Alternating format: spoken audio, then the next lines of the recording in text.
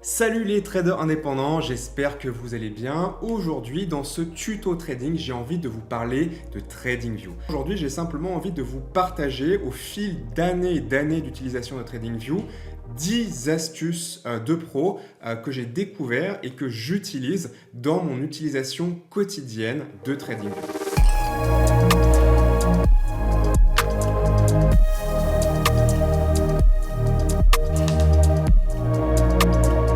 Bonjour et bienvenue dans cette vidéo, je m'appelle Sylvain Marc, je suis trader professionnel depuis bientôt 20 ans et je suis également fondateur de En Bourse qui a un écosystème complet dédié au trading indépendant. Alors aujourd'hui dans ce tuto trading, j'ai envie de vous parler de TradingView et j'ai envie de vous partager tout simplement des trucs, des astuces que j'ai découverts après des années d'utilisation de TradingView et des choses peut-être que vous ne connaissiez pas encore et qui vont vous permettre tout simplement de mieux utiliser le logiciel, de gagner du temps ou de gagner en efficacité. Si vous appréciez ce type de contenu, pensez bien à mettre un pouce bleu pour me signifier que je devrais en faire davantage. Abonnez-vous également à la chaîne en activant la cloche de notification si ce n'est pas déjà fait pour être informé à chaque fois qu'on sort une nouvelle vidéo sur la chaîne En Bourse Trading. Et enfin, sachez que vous pouvez nous rejoindre dans la communauté des traders indépendants sur En Bourse. On mettra un lien en description. L'inscription est gratuite et vous serez accueillis avec une formation d'initiation au trading offerte. Alors aujourd'hui, je vais vous partager 10 astuces d'utilisation de TradingView. Peut-être que certains, vous les connaissez déjà, certains, vous allez en découvrir. Quoi qu'il en soit, vous me direz à la fin de cette vidéo en commentaire ce que vous en avez pensé et si vous avez peut-être d'autres astuces à partager avec la communauté. Voilà, ça fera plaisir à tout le monde et ce sera instructif. La première astuce à vous partager en utilisant TradingView, c'est d'utiliser le thème sombre. Alors le thème sombre, qu'est-ce que c'est? C'est une colorimétrie qui est appliquée à l'ensemble, on va dire, du logiciel qui est utilisable soit à l'intérieur d'un navigateur mobile, soit directement dans votre application mobile, smartphone ou tablette. Et en fait, vous avez un set de couleurs qui par défaut est en thème clair, c'est-à-dire que simplement les fonds sont blancs ou en tout cas en couleur claire. Et la première astuce à vous partager, c'est de directement aller vous mettre en mode sombre. Donc ils appellent ça thème foncé si vous utilisez le logiciel en français. Sachez que vous pouvez également, c'est une petite astuce supplémentaire, mettre le logiciel en français si vous l'avez en anglais par défaut, ce sera plus simple. Et vous pouvez mettre le thème sombre qui est ici. Vous voyez que si je passe en thème, que je désactive le thème foncé, tout est en fond blanc. Alors ça, c'est une astuce qui ne date pas de TradingView, que j'utilise depuis quasiment mes débuts. Ça fait quasiment 20 ans que je fais du trading. Et quel que soit le logiciel, vous verrez qu'un certain nombre de conseils, d'astuces que je vous donne dans cette vidéo, en fait, sont applicables à n'importe quel logiciel graphique, logiciel de chartisme. Le deuxième conseil que je peux vous donner, c'est d'utiliser les alertes. Qu'est-ce que c'est que les alertes? Vous allez trouver tout en haut à droite une icône en deuxième position ici, après la première étant la liste de surveillance. D'ailleurs, je reviendrai sur cette liste dans une autre vidéo. Et vous avez un deuxième icône ici. Si vous cliquez dessus, vous avez une zone où vous pouvez paramétrer des alertes. Alors, il y a plein de façons différentes de paramétrer des alertes sur TradingView. Encore une fois, ce n'est pas un guide d'utilisation aujourd'hui, ça prendrait des heures. Mais vous pouvez par exemple utiliser la petite croix ici, ajouter une alerte, ajouter des alertes directement sur des figures graphiques en cliquant. À chaque fois que vous allez retrouver l'icône avec le petit réveil matin, ça veut dire que vous pourrez programmer une alerte. Donc apprenez à mettre des alertes, à vous faire des listes d'alertes, à regarder votre journal d'alerte.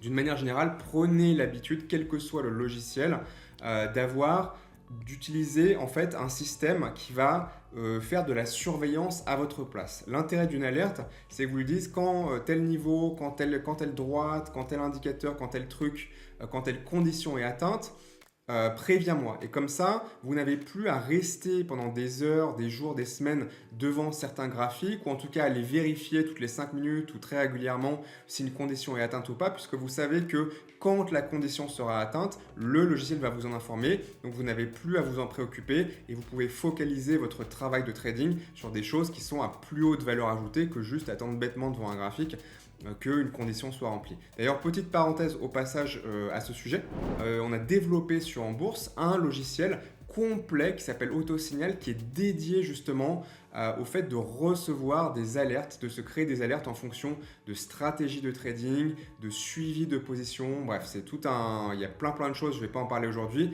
mais vous pourrez découvrir ça sur le site. Encore une fois, vous aurez le temps de découvrir tranquillement tous les services proposés une fois que vous êtes inscrit, encore une fois, gratuitement sur la plateforme en bourse. Troisième conseil d'utilisation de TradingView, qui est encore une fois un conseil général, ne surchargez pas vos graphiques, ne surchargez pas vos environnements de travail sur TradingView avec des milliers d'indicateurs, d'accord? On a toujours, surtout quand on est débutant ou même parfois amateur, on va dire pas encore vraiment confirmé, envie d'avoir des milliers d'indicateurs pour avoir le plus d'infos possible, pour avoir des convergences, voilà, de différentes situations, pour être sûr à 100% que quand tout va être OK, vous êtes sûr de gagner de l'argent. Ça ne marche pas comme ça. C'est pas parce que vous avez 25 indicateurs et qui disent tous vert à un moment donné que ça veut dire que la probabilité de gain va forcément augmenter. Vous allez juste augmenter en fait la difficulté de lecture sur vos graphiques parce que vos graphiques vont être extrêmement alourdis, extrêmement chargés de plein d'informations. Vous n'allez plus voir le prix et vous allez être déconnecté du réel et déconnecté finalement de la seule information fiable qui est tout simplement le prix sur le graphique. Donc apprenez plutôt à maîtriser 2 ou 3 indicateurs, à les maîtriser très bien, à savoir très bien les interpréter, à savoir très bien vous positionner, filtrer les faux signaux et quelques combinaisons entre ces 2 ou 3 indicateurs de manière basique, c'est largement suffisant pour devenir un trader professionnel et gagner très bien votre vie dans cette activité pendant les années ou dizaines d'années qui viennent. Quatrième conseil que je peux vous donner sur l'utilisation de TradingView, c'est de fusionner la fenêtre des volumes avec celle de la fenêtre de prix. Donc la fenêtre des volumes, c'est celle qu'on voit ici. Vous voyez les volumes ici qui correspondent au volume échangé à chaque période de prix. Ça dépend évidemment de l'unité de temps choisie. Et en fait, le problème d'avoir une fenêtre séparée, comme vous pouvez le voir ici, pour les volumes, c'est qu'en fait, ça mange de la place sur votre graphique. C'est-à-dire que votre graphique a moins d'espace libre disponible sur votre écran. Alors moi, j'ai un très grand écran, donc c'est pas trop un problème. Mais si vous êtes sur votre téléphone ou si vous êtes sur un petit PC portable, vous allez vite avoir un problème d'affichage de la fenêtre de prix qui est encore une fois l'information essentielle qui doit avoir le plus d'espace disponible. Donc la petite astuce, c'est que vous pouvez faire clic droit sur les volumes comme ceci. Vous sélectionnez déplacer vers et vous sélectionnez volet existant au-dessus. Et en faisant ça, les volumes vont se fusionner avec la fenêtre de prix. C'est-à-dire qu'en fait, là, les volumes sont à l'intérieur de la fenêtre de prix. Ils sont, entre guillemets, superposés dessus. Et du coup, ça ne prend plus de place puisque là, vous pouvez étirer les graphiques en utilisant l'intégralité de la hauteur de l'écran. Cinquième conseil, utilisez les listes. C'est absolument génial. Qu'est-ce que c'est que les listes? C'est cette zone qu'on voit ici. D'accord, c'est la première icône tout en haut à droite qui est normalement affichée en plus par défaut et dans laquelle vous pouvez ajouter autant d'instruments quasiment que vous voulez sur les crypto-monnaies, les actions, le forex en fonction de ce que vous tradez et organiser aussi ces listes. Donc pour ce faire, vous pouvez en fait créer des sections comme j'ai fait le cas ici. Donc vous pouvez ajouter en cliquant sur le petit plus ici des instruments qui vont se mettre dans votre liste. Et ensuite, vous pouvez cliquer sur un instrument, cliquer sur ici ajouter une section. Et en fait, ces sections sont des démarcations entre des groupes en fait, d'instruments. Et ça, c'est super pratique pour vraiment organiser vos instruments par classe d'actifs, d'un côté les cryptos, de l'autre côté les actions, ou alors peut-être par liste de surveillance, comme j'ai fait le cas ici, mon portfolio, des shortlists, etc., etc. Et vous pouvez ensuite, quand vous faites des tris de colonnes ici, ça va trier uniquement à l'intérieur de chacune des sections de manière indépendante. Donc, c'est extrêmement pratique. Donc, utilisez les listes, utilisez les sections et utilisez aussi en fait, différents types de listes. Donc, vous pouvez créer en fait plusieurs listes. Donc, ça, cette colonne correspond à une liste. Et vous pouvez en fait créer d'autres types de listes qui vont charger en fait une colonne d'instruments qui va être spécifique. Donc ça, c'est simplement pour pouvoir revenir facilement sur vos instruments, pour pouvoir les organiser. Et c'est vraiment la base de la base pour constituer des portefeuilles, des listes de surveillance, des listes de choses sur lesquelles vous voulez revenir travailler régulièrement et que ce soit facilement organisé. Vous pouvez également créer ce qu'on appelle des petits drapeaux. Vous voyez, c'est les petites couleurs qu'on met ici. Si je clique tout à gauche en fait, d'un instrument, ça m'ouvre ici des couleurs et je peux choisir une couleur. Et l'intérêt de ça, c'est qu'ensuite, je peux trier uniquement par couleur à l'intérieur d'une liste, comme ceci. et décider d'afficher à un moment donné uniquement une couleur ou une autre, les organiser par couleur. Utilisez les listes, utilisez les sections, utilisez les drapeaux. Donc en fait, c'est 3 conseils supplémentaires. Donc on arrive là, je crois, au 7e, 5, 6, 7. On va arriver au 8e conseil. 8e conseil à vous partager, c'est d'exploiter la puissance des configurations graphiques. Si vous cliquez en haut ici, un petit peu sur la droite, vous avez la possibilité de créer une nouvelle configuration graphique ou de charger des configurations graphiques que vous avez déjà créées. Et en fait, ça c'est particulièrement intéressant si, comme c'est mon cas, vous avez différentes stratégies, différentes approches. Une approche d'investissement long terme, une approche de swing trading, une approche de day trading, une approche de scalping, etc. etc. Si vous n'avez pas de méthodologie, petit rappel, sur En Bourse, nous avons tout un cursus de formation qui correspond à différents niveaux et à différentes approches de trading qui sont voilà, prêts à être consultés et utilisés.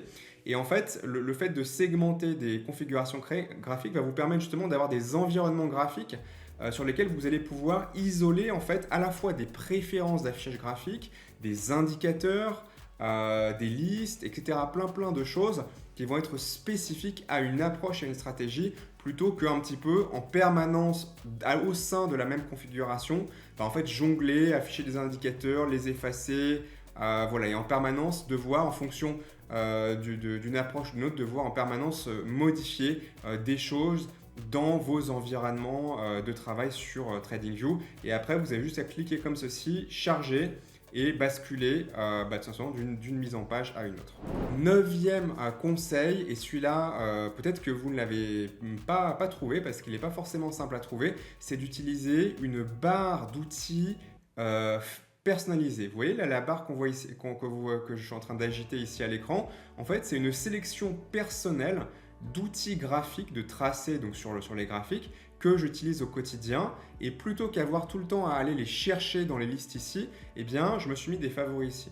Et en fait c'est tout simple, il vous suffit juste tout en bas à gauche ici, l'icône est très discrète, de cliquer sur cette petite étoile ici pour afficher cette barre, et ensuite pour sélectionner quels sont les types d'outils de tracés que vous voulez dans cette barre, vous utilisez ici, vous allez dans les listes, et en fait vous pouvez marquer en favori en fait autant d'outils de tracé que vous voulez. 10e conseil, c'est comment parfois nettoyer de manière sélective mais pratique et rapide des tracés à l'écran. Il y a parfois des moments donnés où vous allez faire voilà, des analyses graphiques, vous allez tracer des trucs, entourer des trucs, etc. Et puis au bout d'un moment, vous dites ok, ces traits là, ces supports, je veux les garder, mais par contre ces gribouillis que j'ai fait là, je veux les enlever. Alors évidemment, vous pouvez cliquer dessus, les sélectionner, cliquer sur supprimer et les enlever comme ça un par un. C'est un peu chiant. Je vous donne une autre méthodologie. Vous cliquez tout en bas à droite ici sur l'icône avec les petites piles de carrés. Et en fait, ça vous donne tout ce que vous avez créé en fait dans ce graphique, les indicateurs ajoutés, les tracés que vous avez faits dans l'ordre chronologique. Et en fait là, si vous voulez supprimer sélectivement certains de vos tracés ou certaines choses que vous avez mis sur le graphique, eh bien vous pouvez le faire comme ceci. Voilà, donc j'espère que ce tuto vous aura plu, vous aura été utile, que vous aurez découvert peut-être certaines astuces ou certaines fonctionnalités de TradingView, ou peut-être que vous les connaissiez déjà, mais vous ne les utilisiez pas et que vous réalisez que ça pourrait être intéressant finalement de les utiliser. Pensez bien à mettre un pouce bleu si vous avez apprécié cette vidéo. Abonnez-vous à la chaîne si ce n'est pas déjà fait. Inscrivez-vous avant de fermer YouTube. Venez sur En Bourse pour vous inscrire gratuitement et recevoir une formation d'initiation au trading offerte et puis rejoindre la communauté des traders indépendants sur En Bourse. Moi, je vous dis à une autre vidéo et d'ici là, comme toujours, bon vent et bon trade. Salut!